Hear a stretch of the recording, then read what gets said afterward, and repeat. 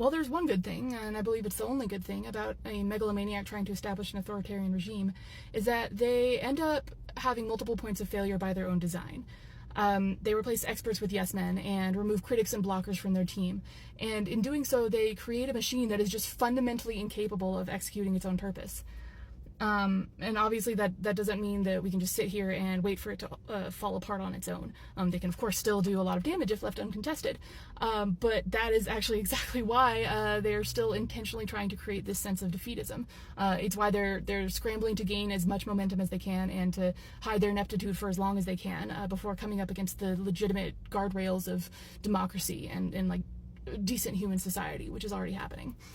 And the reason that they want to develop this narrative that they can't be stopped and that we might as well just give up is because a lack of any meaningful opposition is the only way they have a chance of accomplishing any of their goals.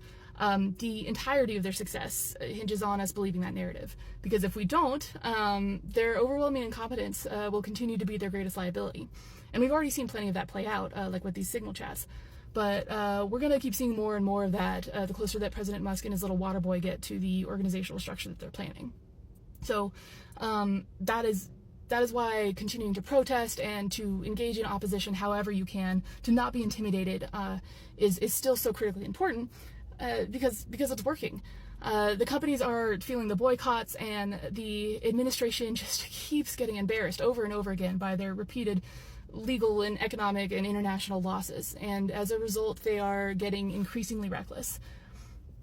They are desperate for you to think that they're invincible and that you're powerless, but in reality they're actually quite vulnerable, and we're going to continue to see more and more of that play out in the coming months.